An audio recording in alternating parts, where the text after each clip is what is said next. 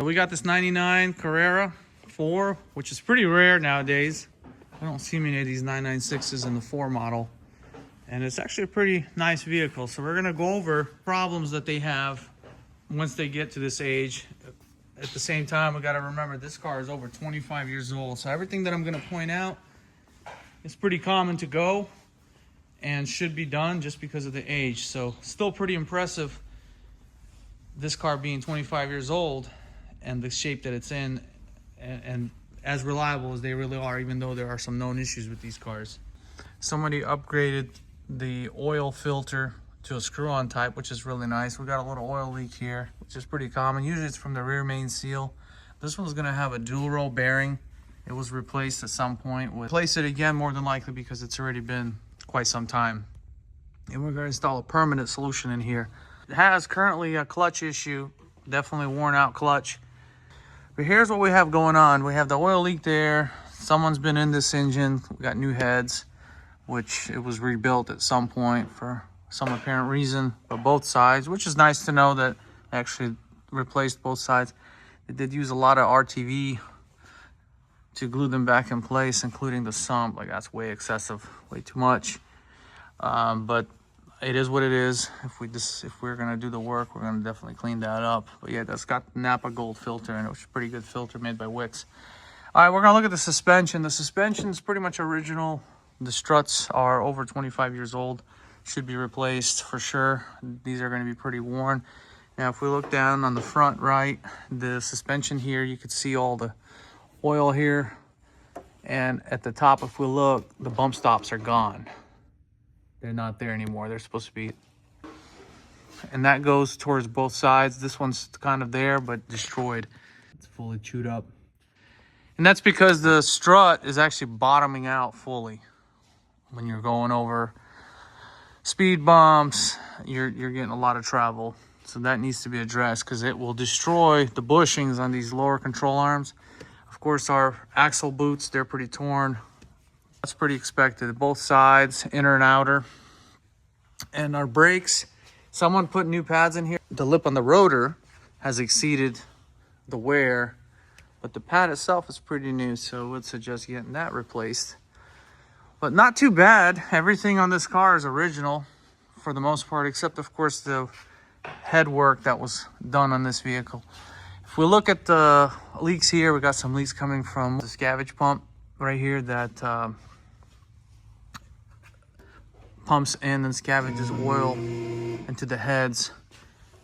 And then we have the old style ignition coils. These are got some micro cracks in them, and you can see it's hard to see on the camera, but they need to be replaced. There is a large style coil now available, so that's what we got going on here.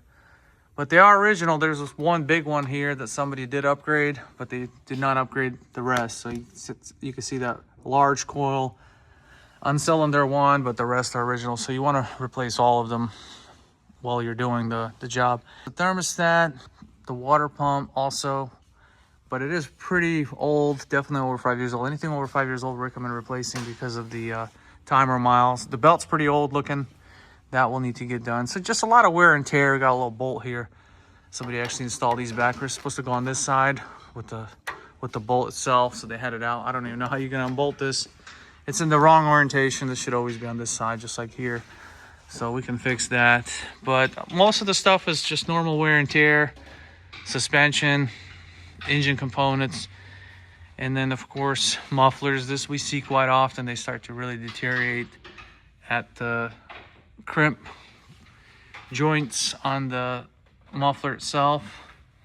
So at some point I would recommend getting these mufflers replaced. So for a 20-plus-year-old car, it's not crazy. I mean, we don't have holes anywhere. So when you buy one of these, yeah, you have to put some money into them, but they really last for a long time. They're really nice cars, and they're starting to really creep up in price, and they're getting to be pretty affordable. But now they're going to become more expensive, over 30-something grand. I'm seeing some of these being listed for. So the price is going to keep going up because everything's getting expensive. The 997s have went through the roof, the 991s. So the 996 is kind of the last 911 that's still affordable. So if you're looking to get one now.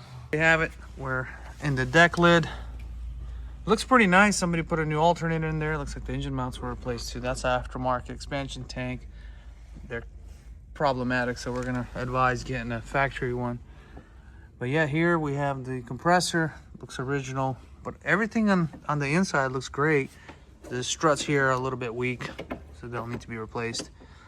But for the most part, without removing the engine, it looks nice. I would definitely advise replacing the injectors because they're the original fuel injectors, the blue, and install the updated injectors, and then also the AOS, and at the same time perform a smoke test. These tubes we recommend replacing. Like somebody has replaced the fuel filter. This is where it's located in the 996. It looks like 2015, so that's good. But gosh, this clamp is so oversized. We'll need to fix that. So what we're gonna do now, it's hard to see anything else. We're gonna start it up, pull it outside, check out the camshaft deviation, see how this engine's running, and then we're gonna know exactly what we're up against as far as timing. So that's usually another big item that we tend to see to have high deviations than normal. We're performing a scan on this 99 Carrera, and here's our over rev report. Range 1, 8,087 revs. Now this is hitting the rev limiter at 3,092 hours. So we're gonna check the data next, see what our data stream's showing. Okay, so now we have our data pulled up. So here's our RCATs, and our RCATs are taking away fuel. Here's our camshaft deviation. We are deviated on bank 1 at 7 degrees. Porsche calls for 6 degrees. That means that the the 5th chain pad rails on the adjuster have worn, and bank 2 is not even shown. One's even worse. That needs to be taken care of. We're done. Thank you for watching. Please like and subscribe. We'll see you next time.